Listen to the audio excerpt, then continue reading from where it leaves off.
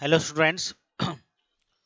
Good morning to all of you. Again, welcome on amazing channel Global Solutions, and we are here to study you physics. As we done three classes of physics, now in this video, first we discuss only two questions of superposition principle, and then again we discuss next topic that will be the electric field. Myself is Karan Rawat and good morning to all of you.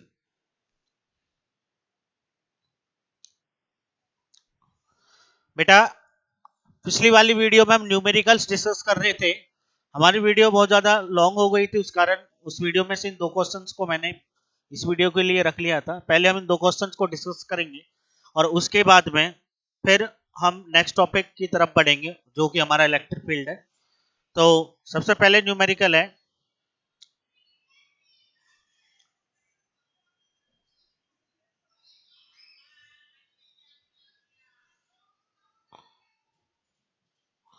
Question है बेटा, consider three charges Q1, Q2, Q3 each equal to charge Q at the vertices of an equilateral triangle. बेटा कितने charges हैं? एक Q1 है, एक Q2 है और एक Q3 है, और तीनों का मैग्नीट्यूड क्या है? Q है। मतलब तीन चार्जेज हैं, एक Q1 है, एक Q2 और एक Q3 है, और तीनों का मैग्नीट्यूड क्या है? Q है। और ये प्लेस कहाँ है? ये एक इक्विलेटरल ट्राइंगल, एक इक्विलेटरल ट्राइंगल है बेटा जी, उसके थ्री कॉर्नर्स पर ये प्लेस है। एक कॉर्नर ये हो गया ए, एक हो गया बी और एक हो गया सी। यानी कि यहां पर ही Q1 प्लेस है, यहां पर Q2 और यहां पर Q3। अब आगे क्वेश्चन कह रहा है कि what is the force of charge Q, मतलब फोर्स क्या होगा चार्ज Q पर placed at the centroid of the triangle. और वो कहां पे रखा हुआ है बेटा जी? सेंट्रॉइड पे रखा हुआ है। ये है जी सेंट्रॉइड, और सेंट्रॉइड पे रखा हुआ है चार्ज Q। ये चार्ज यहां पे रखा हुआ है सेंट्रॉइड पे। तो बेटा जी ये वाला चार्ज इस Q पर फोर्स अप्लाई करेगा, ये वाला, इसको मैं नाम दे देता हूं, यहां पे आप मान लेते हैं O। सेंट्रॉइड पे क्या मान लेते हैं? O point. तो ये फोर्स होगा आपका F0A, सॉरी FOA। ये इस पे अप्लाई करेगा बेटा FOB, और ये इस पे अप्लाई करेगा बेटा FOC। तो इस प्रकार ये तीनों चार्जेस जो सेंट्रॉइड पे चार्ज रखा हुआ है Q, उस पे क्या करेंगे? फोर्स अप्लाई करेंगे। बेटा जी ये जो डिस्टेंस है, कौन सी वाली? ये डिस्टेंस A, A, A, तीनों को A कंसीडर कर लेते हैं क्योंकि ये तीनों के तीनों कैसे हैं? इक्वल हैं। अब सबसे पहले बेटा जी हम FOA कैलकुलेट करते हैं। FOA फॉर्मूला होता है कि Q1 यानी कि Q, Q2 Q अपॉन में R स्क्वायर यानी कि A स्क्वायर। और यहां पर क्या होगा बताओ? यहां पर क्या रहेगा? अलोंग अलोंग कहां से कहां होगा? फोर्स आपका कहां से कहां अप्लाई हो रहा है? फोर्स आपका अप्लाई हो रहा है ए से ओ की तरफ। तो हम यहां पे लिखेंगे ए ओ कैप। ऐसे ही हम एफ ओ बी फाइंड करते हैं, वो होगा के Q Q upon A square into B O cap, क्योंकि वो कहां से कहां अप्लाई हो रहा है बेटा? बी से ओ की तरफ। Q1 क्या है? Q, और Q2 क्या है? Q, क्योंकि तीनों का वैल्यू क्या था? Q था। ऐसे ही एफ ओ सी फाइंड करते हैं, तो के फर्स्ट चार्ज क्या है? Q, सेकंड क्या है? Q अपॉन में ए स्क्वायर, और यहां पे क्या लिखोगे? CO cap. यहां पर अब हम according to superposition principle, according to superposition principal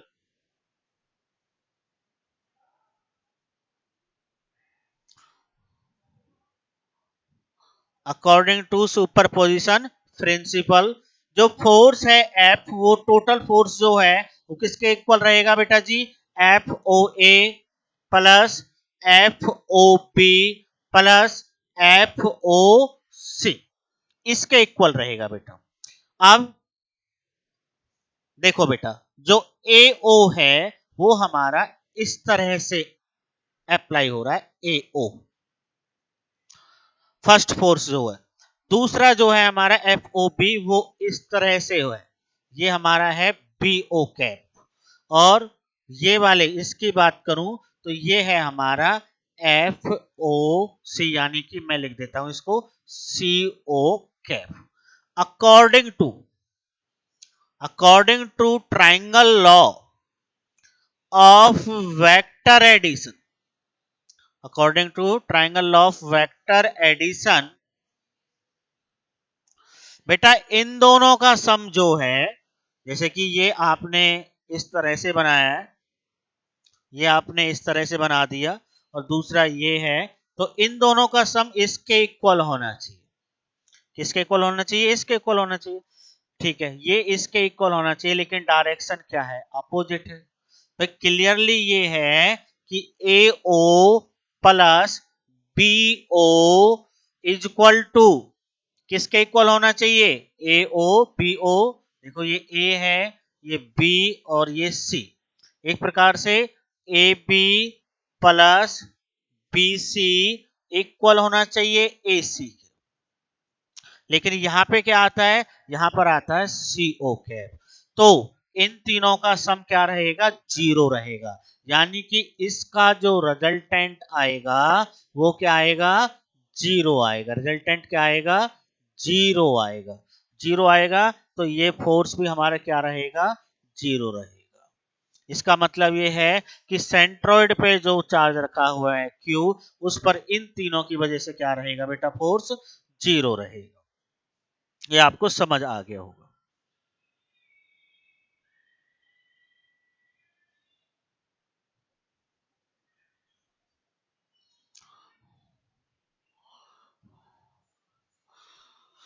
बेटा जी इसी क्वेश्चन में जो आपने सेंट्रॉइड माना था ना, उस पे ये मान के चलो सेंट्रॉइड था, इस पर एक फोर्स उतना ही ऐसे लग रहा है, और एक फोर्स आपका ऐसे एक्ट हो रहा है, और एक फोर्स आपका ऐसे एक्ट हो रहा है। तो ये तीनों के तीनों फोर्स, भाई सीधी बात ये है कि इन दोनों को यदि मैं इस तरह से बना दूं तो ये पैरेललोग्राम बन गया, तो इन दोनों का सम इसके इक्वल आएगा। और फिर ये दोनों एक दूसरे के अपोजिट हो जाते हैं, तो ये एक दूसरे को क्या कर देंगे, कैंसिल कर देंगे, एक दूसरे को क्या कर देंगे, कैंसिल। तो रिजल्टेंट हमारा क्या आ रहा था, जीरो आ रहा था रिजल्टेंट, इसलिए हमारा फोर्स भी क्या आ रहा था, जीरो आ रहा था। उम्मीद है समझ आया हो। नेक्स्ट क्वेश्चन वो भी इसी की तरह है बेटा। Three charges plus 5 microcoulomb plus 10 microcoulomb minus 10 microcoulomb are place in air in corners A B C. बेटा जी किसका है, इक्विलेटरल ट्राइंगल है, ये हमने कंसीडर कर लिया इक्विलेटरल ट्राइंगल, ये हमने कर लिया इक्विलेटरल ट्राइंगल। ये पॉइंट ए हो गया, ये पॉइंट बी हो गया, ये पॉइंट आपका सी हो गया। ए पे कितना चार्ज है, ए पर है बेटा जी 5 माइक्रोकूलम, बी पे कितना है 10 माइक्रोकूलम, सी पर कितना चार्ज है -10 microcoulomb of triangle ABC having each side equal to 5 centimetre. ये भी आपका 5 सेंटीमीटर, ये भी आपका 5 सेंटीमीटर, और ये भी आपका क्या है 5 सेंटीमीटर है। आपको क्या डिटरमाइन करना है, हमें डिटरमाइन करना है resultant force on the charge at A, मतलब इस वाले चार्ज पर, जो ए पर चार्ज है ये वाला, बाकी दो की वजह से टोटल कितना फोर्स होगा। ए पर जो चार्ज है उस पर बाकी रिमेनिंग दो चार्जेस की वजह से टोटल कितना फोर्स होगा वो हमें फाइंड करना है। तो सबसे पहले तो बेटा जी बी जब ए पे फोर्स अप्लाई करेगा तो ये दोनों कैसे हैं, ये वाला और ये वाला दोनों कैसे हैं, पॉजिटिव हैं। तो इन दोनों में क्या होगा, रिपल्सन होगा और ये फोर्स होगा आपका एफ ए बी। कौन सा फोर्स होगा, एफ ए बी। तो पहले हम एफ ए बी ही निकाल लेते हैं बेटा, एफ ए बी। तो फॉर्मूला होता है 1/4 pi epsilon not Q1। Q1 कितना है बेटा यहाँ पर 10 माइक्रो, माइक्रो के लिए इतने से मल्टीप्लाई। Q2 5 इंटू 10⁻⁻6 अपॉन में आर स्क्वायर 5 इंटू 10⁻⁻2 का स्क्वायर। तो बेटा जी ये हो गया F A B is equal to 9 into 10⁻⁹। ये हो गया 50 इंटू 10⁻⁻12 अपॉन में 5 का स्क्वायर 25 इंटू में 10⁻⁻4। 25 से ये गया 2 टाइम्स, तो F A B is equal to ये हो गया 9×2 = 18 इंटू 10⁻1। तो ये आ गया आपका 180 न्यूटन आ गया बेटा। यानी कि इसने जो इस पे फोर्स लगाया वो 180 न्यूटन आ गया। और आप डायरेक्शन के लिए लिख सकते हो अलोंग बी ए। कहां से कहां एक्ट हो रहा है बेटा, बी से ए की तरफ एक्ट हो रहा है। अब इसकी वजह से देखते हैं बेटा, देखो ये नेगेटिव है ये पॉजिटिव है, इन दोनों में क्या होगा, अट्रैक्शन होगा। इट मींस ये वाला चार्ज इस चार्ज को अपनी तरफ अट्रैक्ट करेगा। तो ये फोर्स आपका इस तरह से एक्ट होगा और इसको मैं नाम दे देता हूं, क्या रहेगा, एफ ए सी। क्या रहेगा, एफ ए सी। और अब हम क्या करते हैं, एफ ए सी की वैल्यू फाइंड करते हैं। एफ ए सी फॉर्मूला है 9 इंटू 10⁻⁹ Q1 बेटा। Q1 कितना है, Q1 ये मान लो आप 5 इंटू 10⁻⁻6 इंटू में 10 इंटू 10⁻⁻6 अपॉन में आर स्क्वायर यानी कि 5 इंटू 10⁻⁻2 का स्क्वायर। बेटा ये जो हमने किया था सेम टू सेम यहाँ पे कर रहे हैं। तो F A C is equal to हो जाएगा 180 न्यूटन। और इसका डायरेक्शन क्या आएगा, इसका डायरेक्शन आएगा बेटा अलोंग सी ए, मतलब सॉरी अलोंग, ये क्या किया था बी से ए की तरफ, तो इसको हम करेंगे अलोंग ए सी, मतलब ए से सी की तरफ अलोंग ए सी। ये आपने इसका डायरेक्शन लिख दिया। अब वो इसने इस पे फोर्स अप्लाई किया कितना, एफ ए बी, इसने इस पे ये किया एफ ए सी। अब बात आती है कि टोटल फोर्स कितना होगा। बेटा याद रखना है ये भी 60 डिग्री, ये भी 60 डिग्री और ये भी 60 डिग्री। इक्विलेटरल ट्रायंगल में जो एंगल्स होते हैं तीनों के तीनों, उनकी वैल्यू क्या होती है, इक्वल होती है, 60-60 डिग्री के होते हैं। अब यहां पर बेटा जी parallelogram law of vector addition काम करेगा। ये वाला जो एंगल है ये वाला एंगल होगा 120 डिग्री। क्या होगा, 120 डिग्री, क्योंकि इसमें से 60 माइनस कर दिया। तो अब हमारा ये बन गया जी पैरेललोग्राम। ये क्या बन गया, पैरेललोग्राम। इन दोनों का रिजल्टेंट ये हो गया ये। और इसको जैसे कि हम लिख देते हैं, इसको मैंने मान के चलिए लिख दिया एफ से, ये क्या लिख दिया, एफ। एफ हमारा ये है ये। तो ये हमारा रिजल्टेंट फोर्स है बेटा जी। इसमें parallelogram law of vector addition काम करेगा और फॉर्मूला होता है R is equal to under root a square plus b square plus 2ab cos theta. क्या होता है, a square plus b square plus 2ab cos theta होता है बेटा। अब आपको पता है कि यहां पर इन दोनों का वैल्यू क्या आया था, सेम आया था, 180 न्यूटन इसमें आया, 180 न्यूटन इसमें आया। तो दोनों का वैल्यू सेम मान लेते हैं। तो वैल्यू कंसीडर कर लेते हैं हम एफ, भाई F square plus 2f into F cos theta, और थीटा आपका थीटा कितना आपका 120 डिग्री है। तो r इज इक्वल टू आ गया under root F square 2f square plus, ऐसे ये क्या हो गया 2f square plus cos theta. बेटा इन दोनों में क्या कॉमन है, इन दोनों में 2f स्क्वायर कॉमन है प्लस, सॉरी 2f स्क्वायर हमने कॉमन ले लिया, तो यहां पे आएगा 1 plus cos theta. r is equal to under root 2f square, और ये फॉर्मूला होता है बेटा 2 cos square theta by 2।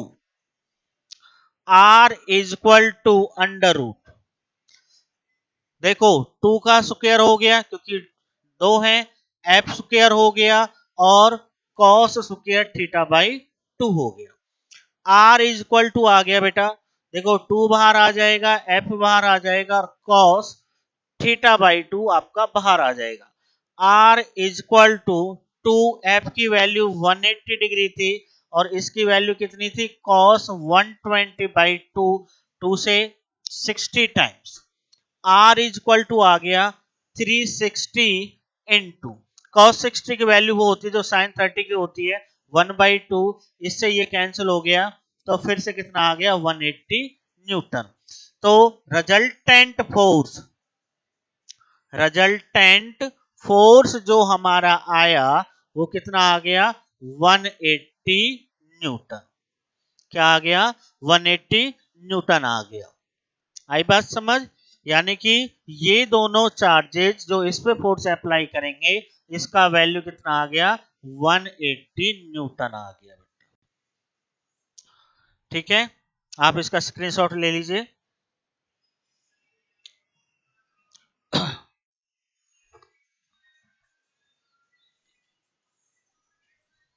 Next topic आता है बेटा जी हमारा इलेक्ट्रिक फील्ड।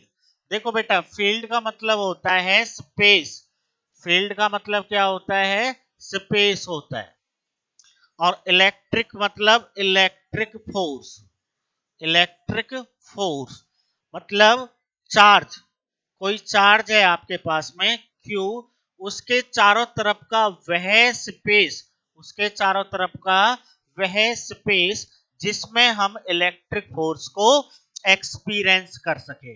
जहां जहां तक जिस जिस स्पेस में हम इलेक्ट्रिक फोर्स को एक्सपीरियंस कर सकते हैं वह स्पेस हमारा क्या कहलाएगा इलेक्ट्रिक फील्ड कहलाएगा। क्या कहलाएगा इलेक्ट्रिक फील्ड।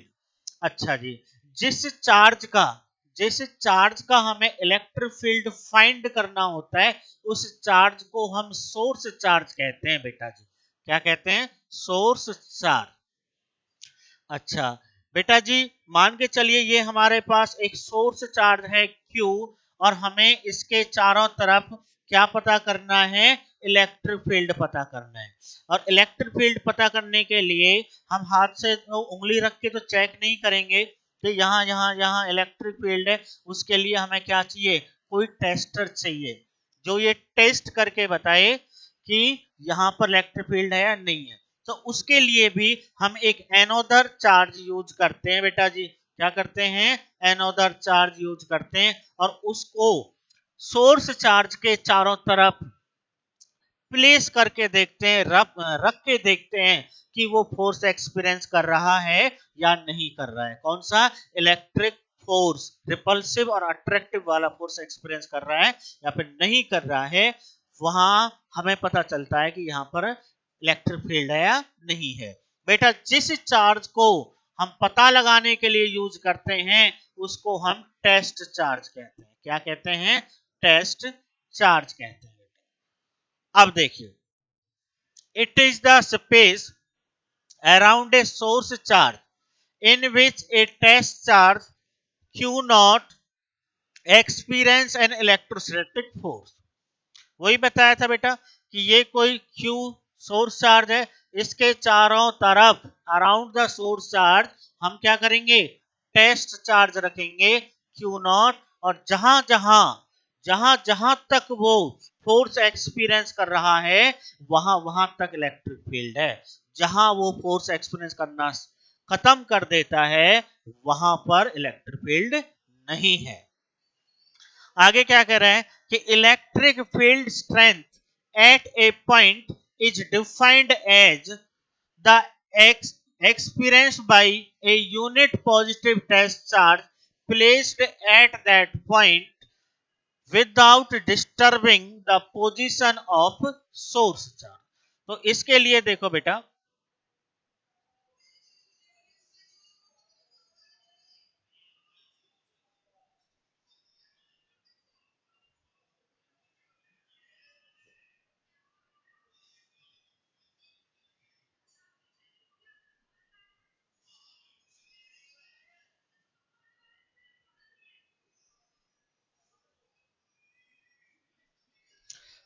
देखो बेटा ये एक सोर्स चार्ज है प्लस का।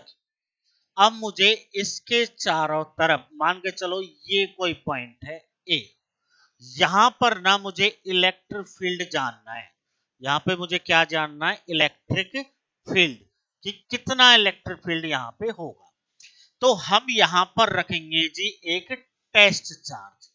क्या रखेंगे, टेस्ट चार्ज। और टेस्ट चार्ज हम लेते हैं जी पॉजिटिव। कैसा ले लिया, पॉजिटिव ले लिया। अब मान के चलो हमने यहाँ पे टेस्ट चार्ज लिया और उसका अमाउंट क्या है, ज्यादा। तो पॉजिटिव पॉजिटिव में क्या होता है, रिपल्शन होता है। यदि हमने यहाँ पर पॉजिटिव चार्ज लिया है और उसका वैल्यू ज्यादा है तो वो इसको क्या कर देगा, रिपेल कर देगा। तो सबसे पहले तो हमें अपने दिमाग में ये बात बिठानी है कि यहाँ पर जो टेस्ट चार्ज हम ले रहे हैं वो हम यूनिट पॉजिटिव चार्ज लेंगे, +1 कूलाम लेंगे। क्यों, क्योंकि वो इसकी पोजीशन को चेंज नहीं कर सकता। ठीक है, क्योंकि +1 कूलाम इस पे रिपल्सिव फोर्स तो अप्लाई करेगा लेकिन उतना नहीं करेगा कि जिससे कि ये मूव कर जाए, जिससे कि ये क्या कर जाए, मूव कर जाए। इसलिए हम यहाँ पे क्या करते हैं, +1 कूलाम करेंगे। अब ये वाला फोर्स, ये वाला चार्ज, इसकी वजह से जितना फोर्स एक्सपीरियंस करेगा, ठीक है, इस पॉइंट ए पर +1 कूलाम, इसकी वजह से जितना फोर्स एक्सपीरियंस करेगा वो उस पॉइंट की इलेक्ट्रिक फील्ड इंटेंसिटी होगी। वो इस पॉइंट की क्या होगी, इलेक्ट्रिक फील्ड इंटेंसिटी होगी। और इलेक्ट्रिक फील्ड इंटेंसिटी को बेटा हम ई वेक्टर से लिखते हैं, तो ये हमारा हो जाएगा F अपॉन में क्यू नॉट। ये क्या हो जाएगा, F अपॉन में क्यू नॉट। ये क्या हो गया, फॉर्मूला हो गया किसका, इलेक्ट्रिक फील्ड इंटेंसिटी का। बेटा जी हम इसको ऐसे भी लिख सकते हैं, electric field is equal to, यदि हम लिमिट यूज करें तो del t tends to 0 del F upon में del q, del F upon में डेल क्यू, या फिर सीधा एफ अपॉन में क्यू नॉट, या फिर सीधा क्या लिख सकते हैं, एफ अपॉन में क्यू नॉट लिख सकते हैं। बेटा बेटा इलेक्ट्रिक फील्ड इंटेंसिटी एक वेक्टर क्वांटिटी होती है। इलेक्ट्रिक फील्ड इंटेंसिटी क्या होती है, एक वेक्टर क्वांटिटी होती है। और इसकी डायरेक्शन उधर ही होती है जिधर फोर्स, जिधर फोर्स की डायरेक्शन होती है, जिधर इलेक्ट्रोस्टैटिक फोर्स की डायरेक्शन होती है उधर ही इलेक्ट्रिक फील्ड की डायरेक्शन होती है। जैसे कि बेटा ये प्लस का क्यू और ये आपका माइनस का क्यू, तो इन दोनों में क्या होगा, अट्रैक्शन होगा। तो ये वाला जो है आपने ऐसा फोर्स अप्लाई कर दिया, डायरेक्शन ऑफ फोर्स आ गई, तो इलेक्ट्रिक फील्ड की डायरेक्शन भी क्या होगी, वही होगी जो फोर्स की डायरेक्शन है। यूनिट क्या होगी, देखो अभी हमने फॉर्मूला पढ़ा था एफ अपॉन में क्यू नॉट। फोर्स की क्या होती है, न्यूटन होती है, चार्ज की कूलाम होती है। तो बेटा न्यूटन पर कूलाम, न्यूटन पर कूलाम इसकी क्या होगी, यूनिट होगी न्यूटन पर कूलाम। और दूसरा फॉर्मूला होता है E equal to V upon L. V की क्या होती है, वोल्ट होती है, और एल की क्या होती है, मीटर होती है। तो वोल्ट पर मीटर भी यूनिट होती है किसकी, इलेक्ट्रिक फील्ड की। उसके बाद में डायमेंशन की बात करें तो यही फॉर्मूला लेंगे, E equal to F upon में क्यू नॉट। और फोर्स की क्या होती है, एम एल टी माइनस 2 होती है बेटा, और चार्ज की क्या होती है, ए टी होती है। तो ये आपका हो जाएगा एम एल टी माइनस 3 और ए माइनस 1। भाई टी ऊपर जाके माइनस का 2 पहले से, -3 ए ऊपर जाएगा माइनस का 1, तो ये क्या हो गई, इसकी डायमेंशन हो गई। तो ये आपका क्या आ गया, इलेक्ट्रिक फील्ड आ गया। क्या आ गया, इलेक्ट्रिक फील्ड, उसका यूनिट, डेफिनेशन और डायमेंशन आ गया। नेक्स्ट पढ़ते हैं बेटा। अब नेक्स्ट एक न्यूमेरिकल है, कैलकुलेट द वोल्टेज नीडेड। आपको क्या फाइंड करना है, वोल्टेज फाइंड करना है to balance an oil drop carrying 10 electrons. क्या कैरी कर रहे हैं, 10 इलेक्ट्रॉन्स कैरी कर रहे हैं।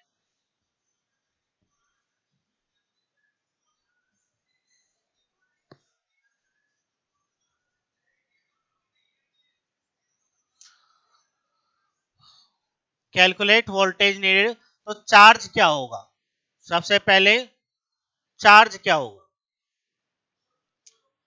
चार्ज भैया कितने इलेक्ट्रॉन है, 10 इलेक्ट्रॉन है, और एक इलेक्ट्रॉन पे चार्ज क्या होता है, -1.6 10 to the power -19।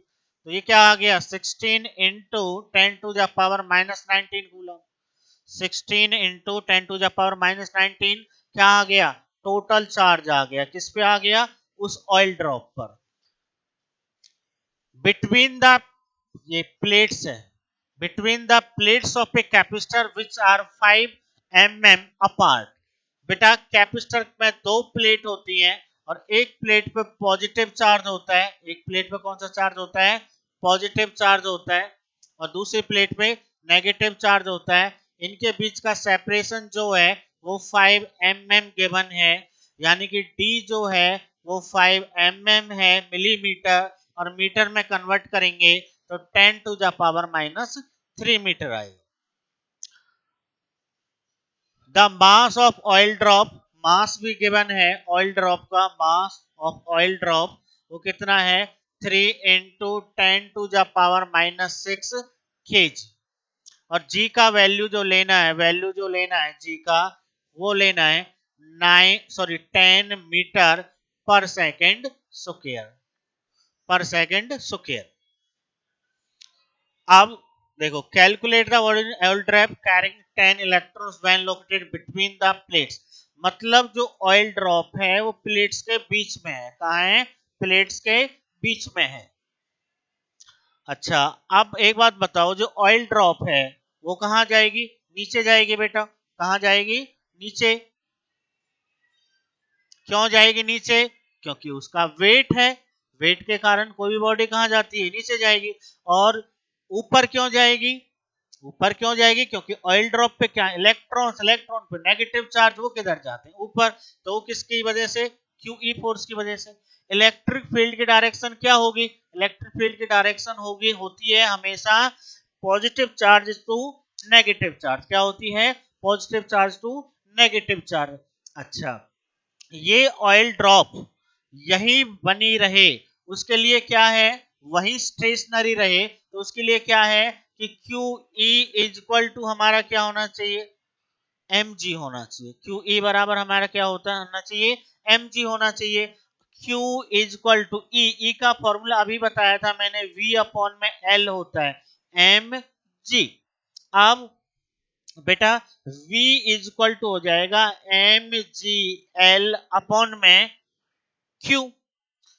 v is equal to m कितना गिवन है, मास, मास गिवन है 3 into 10 to the power -6, g कितना गिवन है 10, और l, l हम इसको कह सकते हैं लेंथ को, l और d एक ही बात है, कितना है, वो है आपका 5 into 10 to the power -3 upon में q।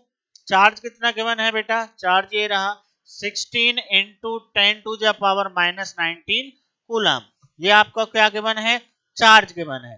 तो अब हम इसको सोल्व करते हैं, तो सोल्व करने पर हमारा आता है 9.375 वोल्ट। ठीक है बेटा, ये हमारा वोल्टेज आ गया जो हमसे वो शुरुआत में पूछ रहा था, वोल्टेज हमसे शुरुआत में पूछ रहा था, वो ये है, need to balance an oil drop. इसको हमें क्या करना है, यहाँ पर बैलेंस करना है कि ना ये ऊपर जाए ना ये नीचे आए। नीचे क्यों जा रही थी, वेट के कारण। ऊपर क्यों जाएगी, क्योंकि जो ऑयल ड्रॉप है वो क्या है, ऑयल ड्रॉप के अंदर इलेक्ट्रॉन्स, और इलेक्ट्रॉन्स पे क्या है, नेगेटिव चार्ज, और नेगेटिव चार्ज किधर जाता है, पॉजिटिव चार्ज की तरफ, तो इसलिए वो कहां जाएगा, ऊपर जाएगा। अब यदि ये दोनों फोर्स बराबर हो जाएं तो हमारी ऑयल क्या हो जाएगी, ऑयल ड्रॉप क्या है, बैलेंस हो जाएगी। तो वो क्या हो जाएगी, बैलेंस हो जाएगी, ना ऊपर जाएगी ना नीचे जाएगी। एक बार इसका स्क्रीनशॉट ले लो।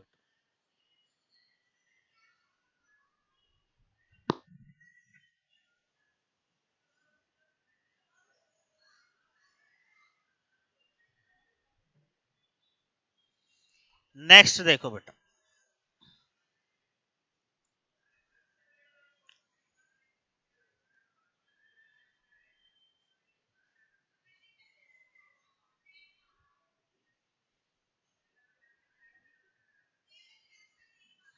an electron an an electron falls through a distance of 1.5 centimeter in a uniform electric field of magnitude इतना।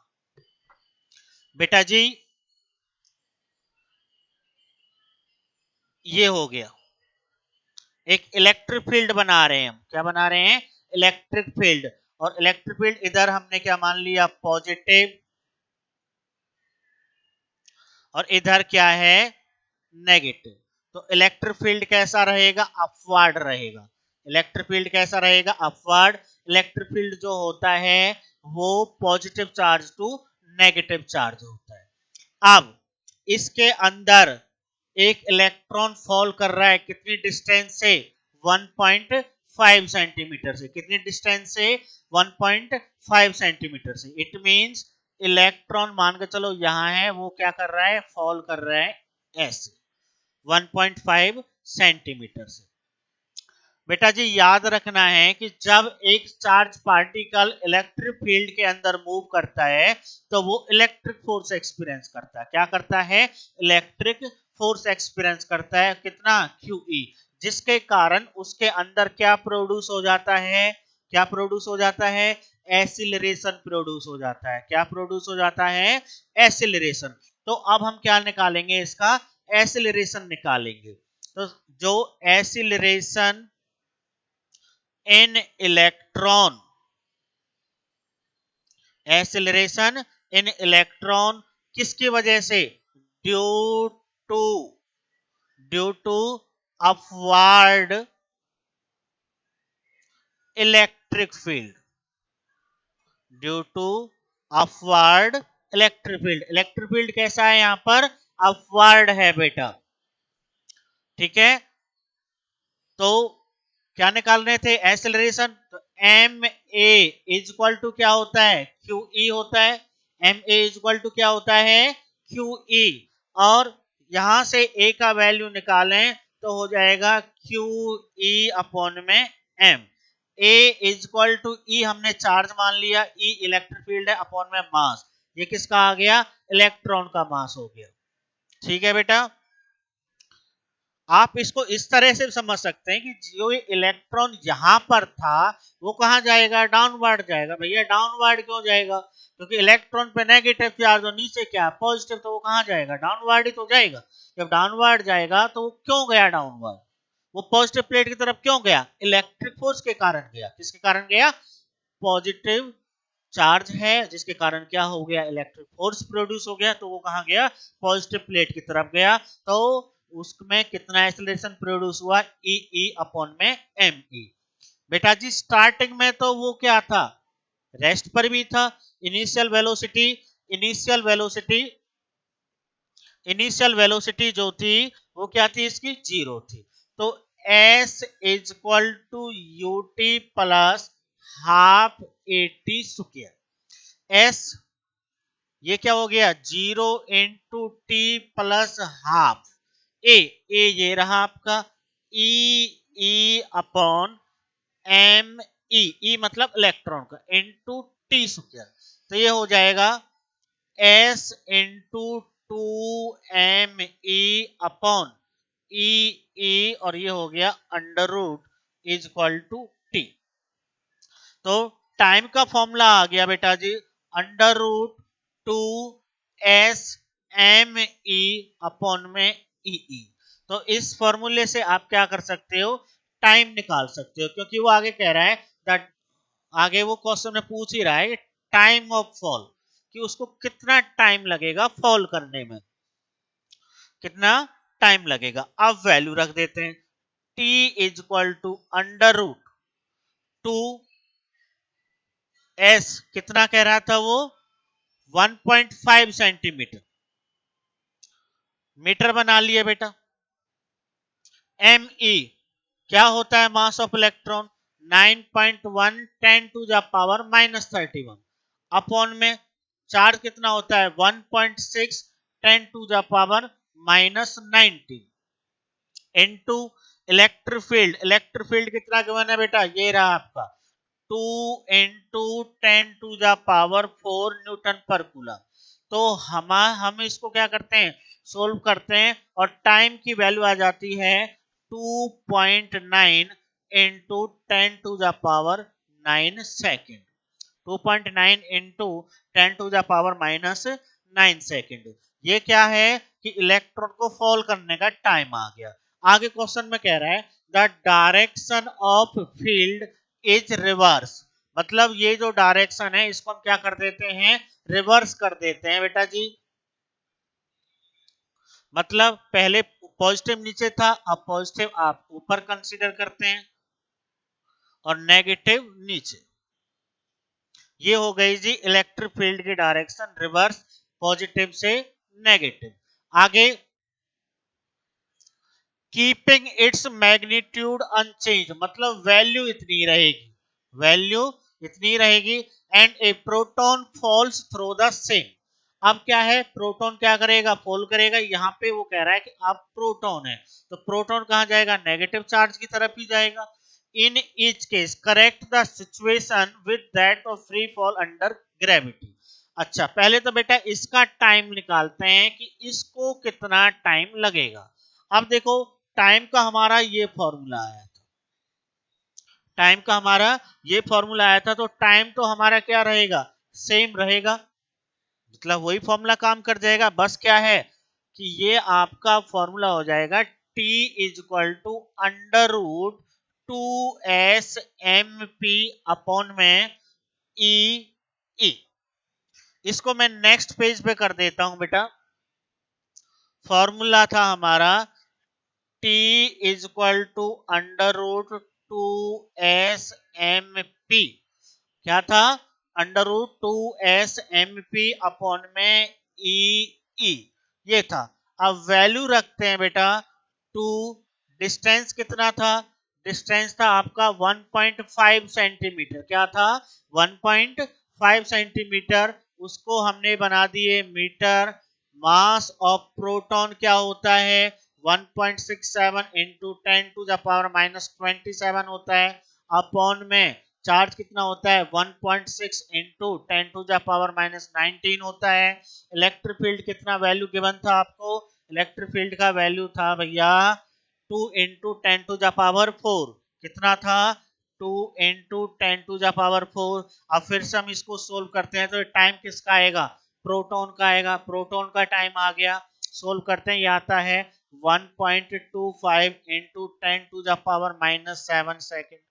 और टाइम ऑफ इलेक्ट्रॉन कितना आया था, टाइम ऑफ इलेक्ट्रॉन आया था आपका 2.9 into 10 to the power -5 second. अब इसमें से ज्यादा कौन सा है, टीई स्मॉल है और टीपी क्या है, ग्रेटर है। जो प्रोटॉन का फॉल टाइम है वो ज्यादा है और टाइम ऑफ इलेक्ट्रॉन फॉल है वो क्या है, कम है। जबकि मास ऑफ इलेक्ट्रॉन क्या होता है, कम होता है, और मास ऑफ प्रोटॉन क्या होता है, ज्यादा होता है। सिंपल सी बात यह है कि हैवियर बॉडी को तो कम टाइम लगना चाहिए था फॉल करने में, लेकिन यहां पर हैवियर बॉडी को टाइम जो लगता है वो भी क्या लगता है, ज्यादा लगता है, ग्रेटर टाइम लगता है। और जो बॉडी लाइट होगी उसको ज्यादा टाइम लगना चाहिए था, लेकिन वो क्या होती है, वो पहले फॉल कर जाती है। ठीक है, वो क्या हो जाती है, पहले फॉल कर जाती है। और देखो ये बात यहाँ पे लिखी भी हुई है, the situation of free fall under gravity where time of all is independent of mass of the body. बेटा याद रख, ये तो आपका हो गया था। अब वो इस क्वेश्चन में कह रहा था ना, free fall of under gravity, कि यदि यही सारा काम अंडर ग्रेविटी हो तो क्या होगा। तो वो कह रहा है कि जब time of all is independent of mass of the body, जो बॉडी का जो मास होता है वो टाइम इंडिपेंडेंट होता है। चाहे आप 2 ग्राम की बॉडी आप फॉल कराओ या फिर 10 किलो की बॉडी फॉल कराओ, वो मूव तो करती है ड्यू टू ग्रेविटी के कारण। उसका जो एक्सेलरेशन होता है वो कांस्टेंट होता है, 9.8 इंटू 10 टू 9.8 मीटर पर सेकंड स्क्वायर होता है बेटा। तो उस वो टाइम इंडिपेंडेंट होता है, उस पर कोई फर्क नहीं पड़ेगा। उम्मीद करता हूं क्वेश्चन समझ आ गया होगा। अब नेक्स्ट क्वेश्चन की तरफ बढ़ते हैं। नेक्स्ट भी एक न्यूमेरिकल है, ये भी इलेक्ट्रिक फील्ड से रिलेटेड है।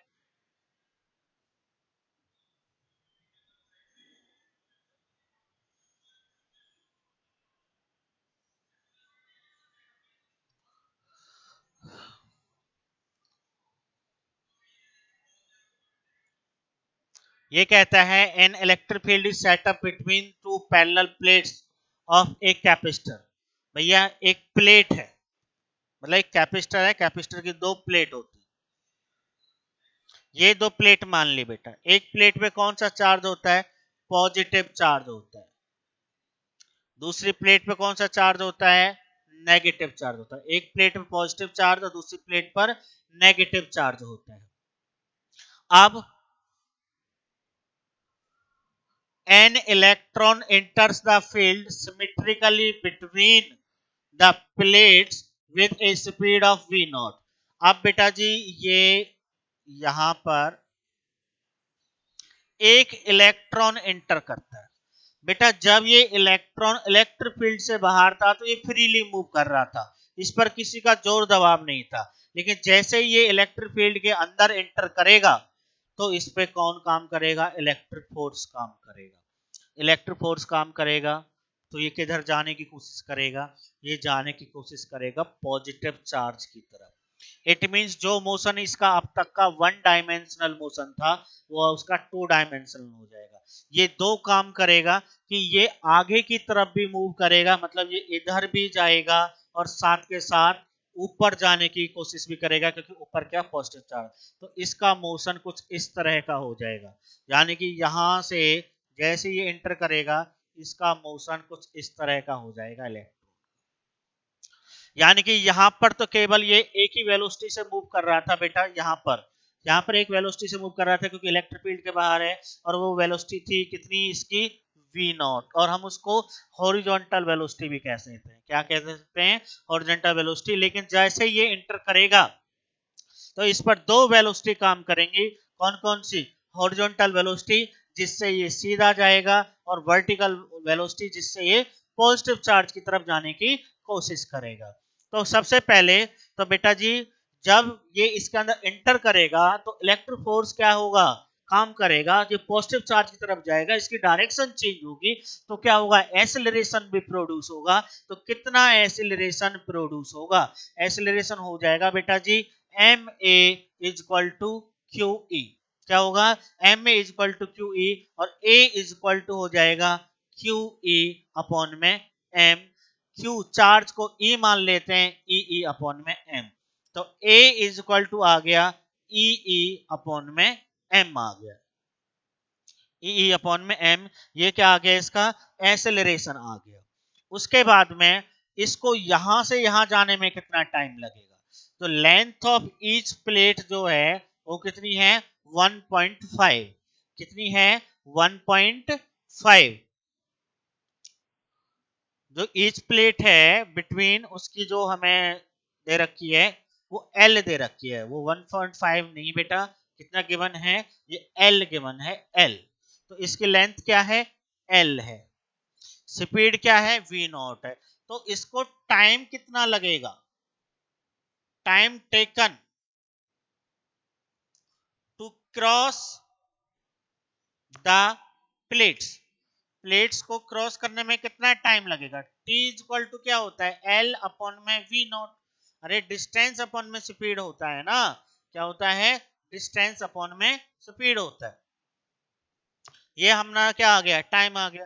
अब हम निकालते हैं इसकी अपवर्ड वेलोसिटी, अपवर्ड वेलोसिटी जिसको मैं क्या कह रहा था, जिसको मैं वर्टिकल वेलोसिटी भी कह रहा था।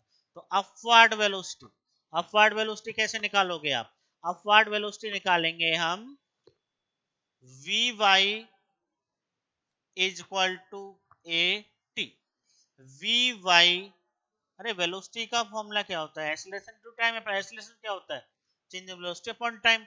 एक्सीलरेशन कहाँ है, ये रहा, ई ई अपॉन एम, और टी क्या है, एल अपॉन वी नॉट। ये क्या हो गया, वेलोसिटी हो गई, वी वाई, ये वी वाई हो गया, वो आपका क्या हो गया, टी हो गया टाइम।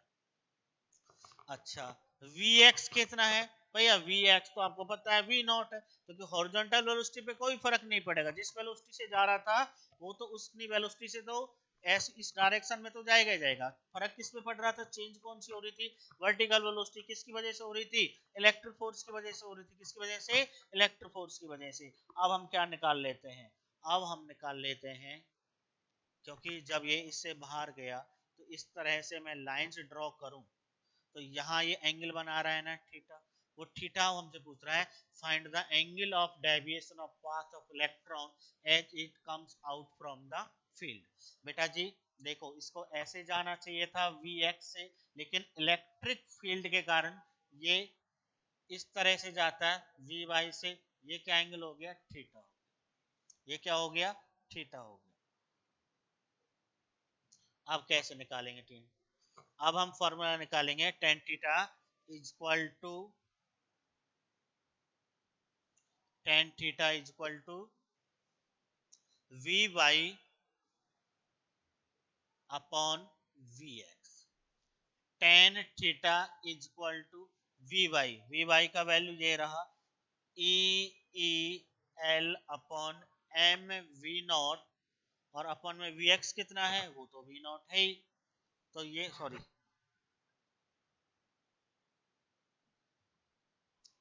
इनटू में वी नॉट, तो tan थीटा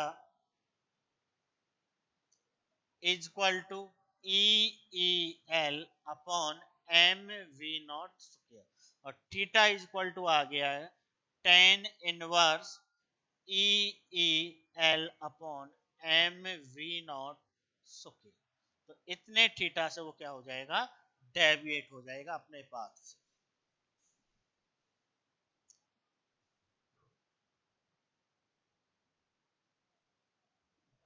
ठीक है बेटा, आपको समझ आया होगा।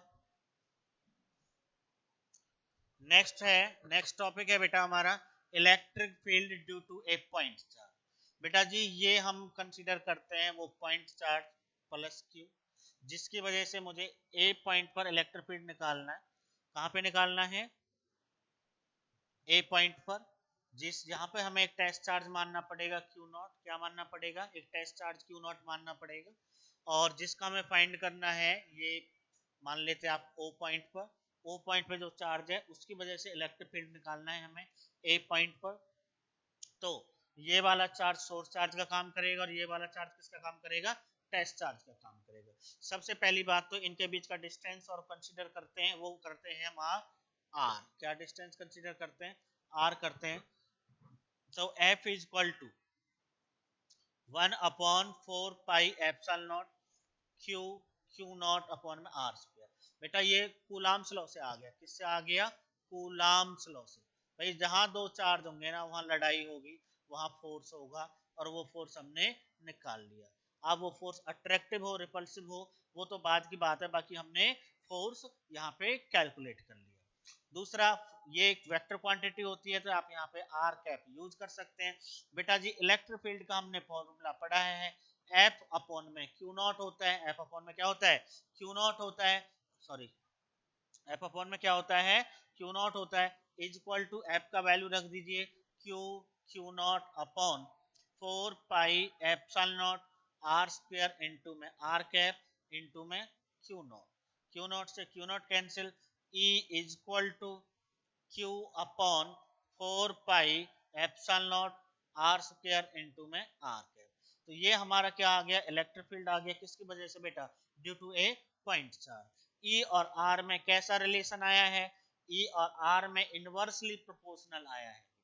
क्या आया है, इनवर्सली प्रोपोर्शनल, मतलब जिस चार्ज की वजह से आप इलेक्ट्रिक फील्ड निकालना चाह रहे थे, उस चार्ज से यदि आप दूर जाते हो तो इलेक्ट्रिक फील्ड कम होगा, उस चार्ज के नजदीक आप चेक करते हो तो इलेक्ट्रिक फील्ड ज्यादा रहेगा। इलेक्ट्रिक फील्ड क्या रहेगा, ज्यादा रहेगा। यदि हम ग्राफ ड्रॉ करते हैं डिस्टेंस में और इलेक्ट्रिक फील्ड में, जो कि आपको पता है वेरिएशन इनवर्सली प्रोपोर्शनल है, तो ग्राफ आपका इस तरह का आता है, हमेशा क्या आता है, इस तरह का आता है कर्व। ठीक है बेटा, उसके बाद में आप मान के चलिए कि यहां पे एक चार्ज है Q प्लस, आपने 10 सेंटीमीटर ये डिस्टेंस मानी, कितनी डिस्टेंस मानी, 10 सेंटीमीटर, आपने इलेक्ट्रिक फील्ड निकाल लिया यहां पर E।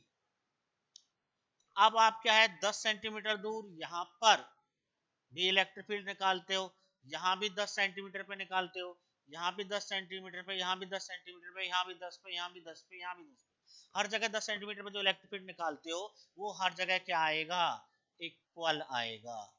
क्या आएगा, इक्वल आएगा, किसकी वजह से, due to due to single point charge, single point charge, मतलब सिंगल पॉइंट चार्ज की वजह से जो इलेक्ट्रिक फील्ड होता है वो कैसा होता है, सिमेट्रिक होता है। कैसा होता है, सिमेट्रिक। कैसा होता है, सिमेट्रिक इलेक्ट्रिक फील्ड। उम्मीद करता हूं बेटा समझ आया होगा। नेक्स्ट करते हैं, वो कह रहा है कि electric field due to a system of point charge. बेटा जी ये याद रखना, हर किसी चार्ज का अपना इलेक्ट्रिक फील्ड होता है, हर किसी चार्ज का अपना इलेक्ट्रिक फील्ड होता है। 10 चार्ज है मान के चलिए, 10 चार्जेस हैं तो 10 ही इलेक्ट्रिक फील्ड होंगे, 10 ही क्या होंगे, इलेक्ट्रिक फील्ड होंगे।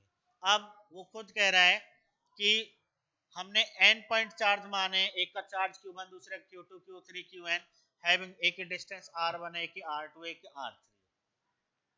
बेटा जी इसका मतलब ये है,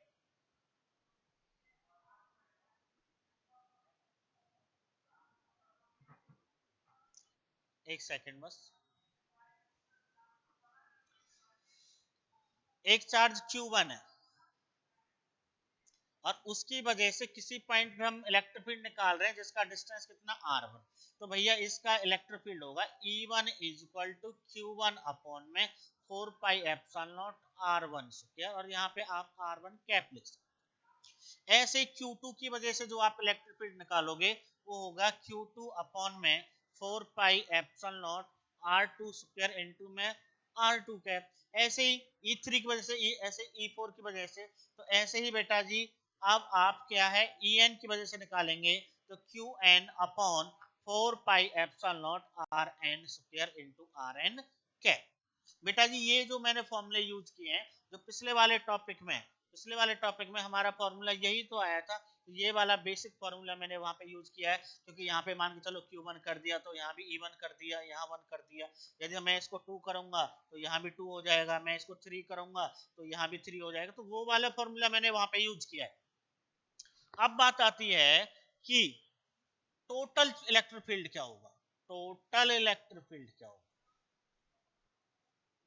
टोटल इलेक्ट्रिक फील्ड क्या होगा, तो टोटल इलेक्ट्रिक फील्ड क्या होगा, इन सब का सम होगा, E1 plus E2 plus E3 plus En। अब सबका वैल्यू पुट करेंगे बेटा, जब इन सब का वैल्यू पुट करेंगे ना तो सब में कॉमन आएगा 1/4 पाई एप्सिलॉन। पहले वाले का बचेगा Q1 अपॉन में R1 square into R1 cap, दूसरे वाले का बचेगा Q2 अपॉन में R2 square into R2 cap. ऐसे ही बेटा जी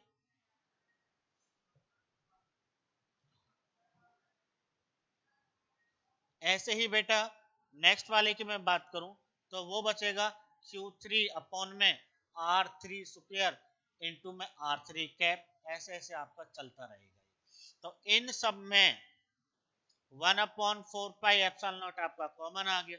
इसको शॉर्ट फॉर्म में लिखेंगे, समेशन लेंगे, तो इंटीजर 1 से स्टार्ट होता है n तक जाता है, QI अपॉन में RI square into RI cap. तो ये आपका इलेक्ट्रिक फील्ड आ गया due to the group of charges. बेटा जी ये बिल्कुल ध्यान रखना है कि इलेक्ट्रिक फील्ड है वो चार्ज की वजह से, चार्ज है तो इलेक्ट्रिक फील्ड है, चार्ज नहीं है तो इलेक्ट्रिक फील्ड नहीं है। चार्ज की वजह से दो तीन चीजें होती है, चार्ज की वजह से इलेक्ट्रिक फील्ड होता है, चार्ज की वजह से पोटेंशियल होता है, जहां चार्ज रहेगा वहां पे क्या रहेगा, पोटेंशियल भी रहेगा। अब 10 चार्ज 10 इलेक्ट्रिक फील्ड, मैं इसको एक इस तरह से और आपको समझाने की कोशिश करूंगा।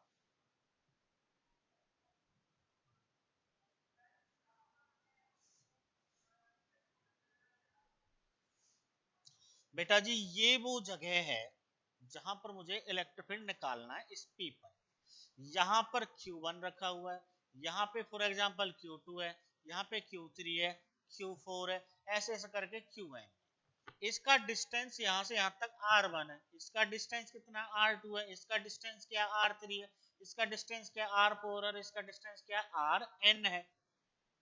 अब बेटा इसकी वजह से जो इस पॉइंट पर इलेक्ट्रिक फील्ड है वो मैं E1 मान लेता हूं कि E1 होगा इसकी वजह से। इसकी वजह से क्या होगा E2 होगा, इसकी वजह से क्या होगा E3 होगा, इसकी वजह से जो है वो E4 होगा और इसकी वजह से जो है E5 होगा।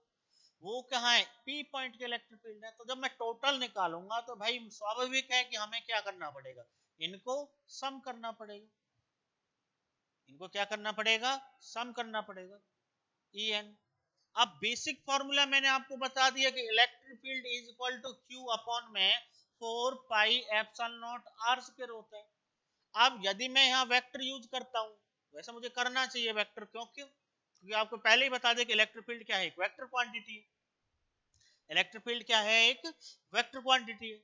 वेक्टर क्वांटिटी है तो वेक्टर मुझे लगाना पड़ेगा। जब इधर साइड मैंने वेक्टर यूज किया तो इधर साइड भी, तो मुझे यहाँ सीधा एक आर कैप यूज कर देना। तो जिस डायरेक्शन में ये आर कैप होगा ना, उसी डायरेक्शन में इलेक्ट्रिक फील्ड होगा, ये आप ध्यान रखो। अब जैसे कि ये पॉजिटिव चार्ज है, तो पॉजिटिव चार्ज की वजह से इलेक्ट्रिक फील्ड क्या है, वो आउटवार्ड होता है। इलेक्ट्रिक फील्ड कैसा होता है, आउटवार्ड। तो आर कैप जो है वो बाहर की तरफ रहेगा, और यदि नेगेटिव चार्ज है तो इलेक्ट्रिक फील्ड अंदर, आर कैप भी अंदर। तो इससे आपको क्या है, ये करना है। तो बेटा आज की वीडियो में बस इतना ही रखेंगे। आप इस वीडियो को तसल्ली से देखें, सारी चीजें आपको समझ आएंगी। मैंने अपनी तरफ से पूरी कोशिश की है आपको सारी चीजें क्लियर करने की। फिर भी आपको कोई डाउट रह गया हो तो कमेंट सेक्शन में आप अपना कमेंट छोड़ देना, मैं उसको सीन कर लूंगा और वहां पे आपको सॉल्यूशन मिल जाएगा। Thank you.